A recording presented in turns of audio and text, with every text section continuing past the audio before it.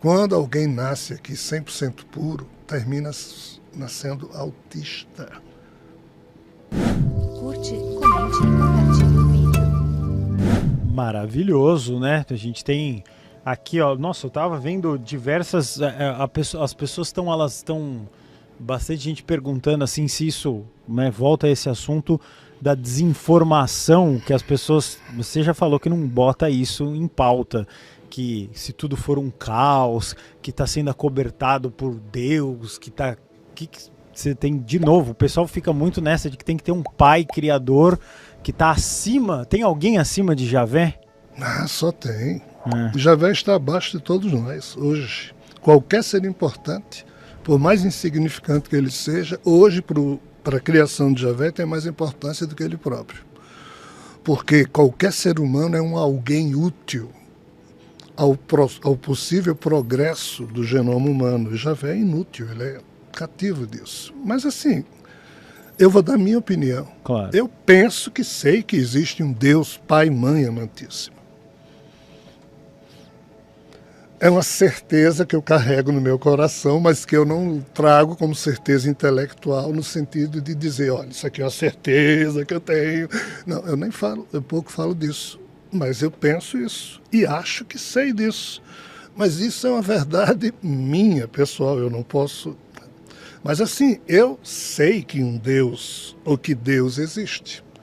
Que Deus ou um Deus é esse que eu estou falando? É um ser incriado.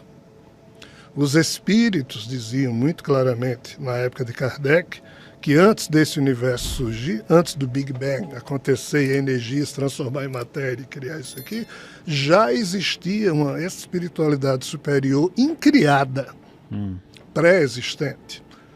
E Deus, esse Deus incognoscível, que não tem nada a ver com o Javé, ou esses seres que a gente aqui chamou equivocadamente de Deus, essa figura existe. Eu penso que isso aqui é real.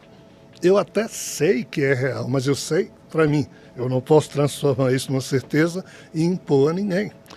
Esse ser, ele está presente com a sua expressão átma em cada ser vivo que existe. O que é isso? Quando você estuda o Bhagavad Gita, que é uma conversa de Arjuna com Krishna, que é um dos capítulos do Mahabharata, você vê no Bhagavad Gita Krishna e Arjuna conversando quando ambos eram jovens. Mas Gita, Bhagavad Gita quer dizer a canção do Senhor. Gita significa canção. Não só existe essa conversa entre eles, existe a conversa chamada Uttara Gita, que também é uma conversa entre Arjuna e Krishna, só que os dois já velhos. É um outro livro. Nesse Uttara Gita, Krishna explica a Arjuna, porque Arjuna estava perguntando, Krishna, você é o ser supremo? Diz, eu sou Deus, feito ser. Mas e blá blá blá e blá blá blá. Então, nesse livro, Krishna explica a constituição setenária do ser humano. O que é uma constituição setenária? É que Krishna está dizendo a Arjuna, você, e olha que Arjuna era um ser híbrido, tá? Mas vamos fazer de conta que ele era humano. E, além desse seu corpo aí, você tem mais 6. Tem 3 outros, com mais esse seu físico aí 4, que servem para cuidar dos arquivos mais animalizados, mais primitivos. Mas isso aqui não é seu espírito, não. O seu espírito é uma tríade imortal que acopla nesse quaternário inferior, ou seja, esse corpo físico e mais 3 fantasminhas, esses 4 corpos formariam o quaternário inferior, e o espírito, formado por 3 níveis de consciência, acopla nesse quaternário inferior, então são 7 corpos, isso é a constituição setenária. E Krishna diz, olha, na tríade imortal, ou seja, nesse espírito formado por 3 partes, existe uma parte manásica, uma búdica, que corresponderia ao campo mental e emocional do que os humanos sentem, mas tem um tal de um corpo átmico, que é a presença do sagrado em cada ser, que isso aqui não se modifica nem se altera com que o eu que vai cuidar desses outros níveis de consciência fizer. Então, dizendo aos nossos irmãos e irmãs que estão nos assistindo e que estão... Né? Então, esse Deus, eu sei ou penso saber que ele existe. Não tem nada a ver com Javé, nem com ninguém. Esse ser, ele nunca disse oi para ninguém aqui dentro. Porque o jeito dele ser não é humano, não é do jeito que a gente... É uma outra forma de expressão. Essa seria uma notícia boa que eu dou a mim mesmo. Qual é a notícia chata? Esse ser, ele não age. Ele não atua. Ele é, entre aspas, um Deus que quem melhor definiu foi Spinoza. Baruch Spinoza, o famoso Deus de Spinoza, que quando alguém perguntava a Einstein, você acredita em Deus? Eu dizia, sim, mas no Deus de Spinoza. Qual a diferença do Deus de Spinoza para o Deus teísta dos seguidores de Brahma, de Javé, de Allah? É porque esse Deus teísta é aquele que diz, ei, se você não fizer tal coisa, eu lhe castigo, mas se você fizer o que eu quero, eu lhe premio. É um Deus que se mete na vida. É um Deus mesquinho, que fica feliz ou triste com que... Aí Spinoza dizia, ei, isso... O Deus de Spinoza é uma espécie de um relojoeiro que pôs o relógio para funcionar e aventuras mil e deu a cada um a semente da sua deidade e, ao mesmo tempo, permitiu que cada um acionasse os mecanismos das leis de causa e efeito a partir do livre-arbítrio que cada um tem. E então esse Deus aqui não premia nem castiga ninguém, cada um vai, entre aspas, semeando e colhendo. Ou seja, esse contexto aqui, ele é real na minha concepção. Qual é o drama? Esse outro também é, mas esse outro contexto ele é real, mas no âmbito de um equívoco de uma entidade que criou algo que não devia e se passou por Deus para os incautos aqui dentro, para os desavisados, ou para as criaturas ferramentas que ele criou e ele se apresentou como Deus, mas não tem nada a ver com Deus, é só um criador caído, mas esse Deus aqui existe. O chato é que nós aqui fomos condicionados a acreditar num Deus que pune, e não é bem assim a história. Schopenhauer dizia algo tremendamente profundo, que o problema dessa criação que a gente conhece é porque aqui a agonia da presa é sempre maior do que o prazer do predador.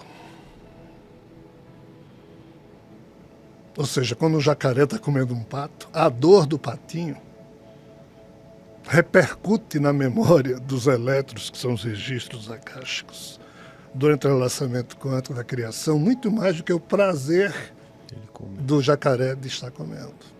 Ou seja, a resultante dessa criação foi problemática, porque ela é, entre aspas, a agonia maior do que o prazer.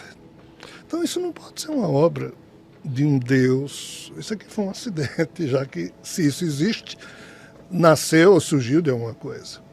Então, assim, é isso que eu posso dizer para os nossos irmãos e irmãs que com tanta paciência estão aí nos escutando. Há esse lado belo, mas há esse lado complicado. E nós somos filhos do caos.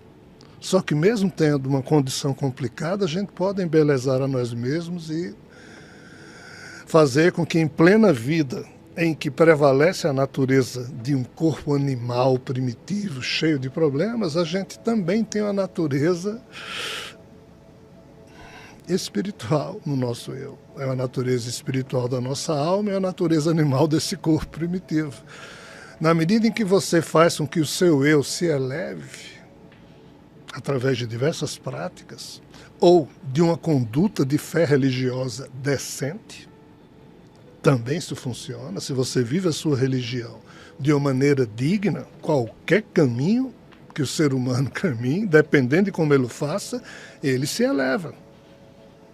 Porque a questão aqui não está no que a gente, entre aspas, define como sendo o valor final das coisas. Pouco importa se você diz que é ABC. A questão é, enquanto você está dizendo que é ABC, você diz, você o faça com dignidade, com decência, e isso seja produtivo no campo do bem. Então, assim, a vida, a existência é sempre bela e generosa, penso eu. A vida que a gente leva nessa criação, ela é um pouco problemática, ou muito. Mas a vida é o que cada um de nós faz dela. Então, é o que eu posso dizer. Eu fiz da minha vida um exercício de tentativa de sempre agir voltado para o ideal de fraternidade do bem, óbvio, e exigindo de mim mesmo dignidade. Eu não exijo dos outros, só exijo de mim mesmo. Perfeito. Esse Deus amantíssimo, imagine um princípio, um processo ou um ser, aí eu vou deixar livre, 100% puro, belo, maravilhoso, blá, blá, blá, blá, blá, blá, blá, blá, blá. 100% puro. Uhum. Aí eu pergunto, imagine que esse ser viesse viver aqui na Terra sendo 100% puro. Ele iria fazer o quê? Nada. Porque a Terra é um planeta caótico. Uhum. Todo mundo que vive aqui tem que ter malícia, tem que saber correr dos bichos, dos predadores. Uma pessoa 100% pura não tem protocolos mentais de convivência com o caos. Quando alguém nasce aqui 100% puro, termina nascendo autista. Porque a imantação de uma alma com esse nível de pureza, na hora em que um espermatozoide fecunda um óvulo, o primitivismo da vida animal não consegue acoplar em si a pureza de uma alma. Por isso que tem esses corpos intermediários, a tal constituição setenária que Krishna explicou a Arjuna, para a alma poder se encarnar, vamos assim dizer, no corpo.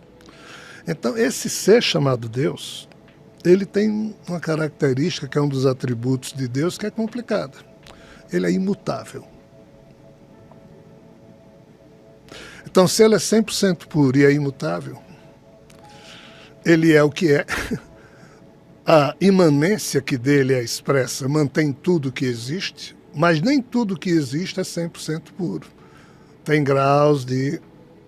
E é aqui que o problema começa. Aí esse ser, ele deixa, entre aspas, de ser agora a nossa preocupação. Aí o que é que eu vou dizer? Há alguém nessa liberdade de poder ser diferente do 100% puro, tentou fazer algo e apodreceu 100%. Javé. É o caos personificado, é o desespero, é o terror no sentido de sofrimento personificado num ser. E esse ser, ele veio trabalhando o seu próprio drama, através, como diz, da distribuição do seu código de vida apodrecido. Ele obrigou diversos seres a se inocularem com a doença dele, para ver se, em se incomodando, esses seres descobriam uma forma de curar a si mesmo e assim devolver para ele a cura. E esse processo está em curso e nós, os humanos, somos a face mais atual e moderna desse processo. E Jesus foi o cara que mais evoluiu nessa história e disse, ó, Javé, se fizer assim, resolve. Ele não quis. Pela ignorância e estupidez que o marcava, quando Jesus disse, ó, eu não vou poder ser o Messias violento que você profetizou através dos profetas do Antigo Testamento, do povo hebreu, judeu, desde que Adão e Eva saíram do seu controle, que você vem anunciando que mandaria um Messias que iria levar de novo a humanidade para o seu controle. E esse Messias sou eu, Jesus dizendo, eu sei que sou eu, mas ó, eu não vou conseguir agir usando da força bruta do império do mais forte sobre o mais fraco. Isso aqui, Javé, foram os termos da sua velha aliança com todo esse processo histórico. Mas eu, Jesus, nasci com essa ordem no meu genoma de fazer isso. Já tentei fazer, mas não consigo. Então, Javé, me deixe criar um novo método para este problema, e eu estou chamando isso de nova aliança.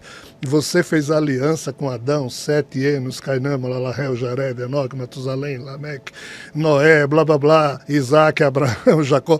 Me deixe fazer uma nova aliança com os humanos, mas por amor. Não. Você me traiu, você tinha que ser o Messias violento, você tinha que usar. Aí Jesus, Javé, me poupe desse cálice. Não. Você vai ser crucificado porque você me desobedeceu, e não use os seus superpoderes para fugir da crucificação. Então, na quinta-feira à noite, antes da crucificação da sexta, Jesus suou sangue, porque ele também descobriu a tal verdade, e descobrir a verdade ele deixa como? Estupefato, como ele disse. E ele, mesmo tendo poderes para não ser crucificado no dia seguinte, mas ele não quis desobedecer de novo a Javé e morreu por amor a esse ser, e nós humanos achamos que Jesus morreu por amor a nós, quando isso não é real. Jesus é o maior ser humano, e a coisa é tão complicada que a beleza de Jesus jamais foi absorvida pelo próprio Espírito que o financiou, porque nós estamos falando de um mesmo Espírito por trás de Jesus e Javé, como a Narras, me parece, deve ter falado aqui. Então, Deus, Javé e Jesus. Deus, pureza da pureza da pureza, a imanência dele é que nos mantém todos vivos, mas ele não lida com causa, ele não interfere no processo. Javé, a personificação da infelicidade. Jesus, o melhor protótipo de modelo que surgiu de cura para Javé, mas a sua cegueira na época não permitiu que ele próprio enxergasse isso, e ele destruiu a própria alquimia chamada Jesus, que surgiu naquele corpo para ajudar Javé. Então Jesus é de uma grandiosidade que a gente nunca vai nem entender. O problema é que ele foi transformado em Deus pelo catolicismo, e a sua condição humana sumiram com ela, porque se Jesus era um judeu que foi crucificado pela autoridade romana, e 3 séculos depois, quando Constantino não adiantava brigar com os fatos, e Constantino assumiu o cristianismo e transformou o cristianismo na religião católica oficial apostólica romana, nesse ponto o judeu Jesus, que era um bandido crucificado pela autoridade romana, tinha que ser transformado em herói. Mas não tinha como fazer isso. Então eles resolveram cancelar a condição humana de Jesus e igualar Jesus a Deus no conceito da Santíssima Trindade, que surgiu no Concílio de Nicéia em 325.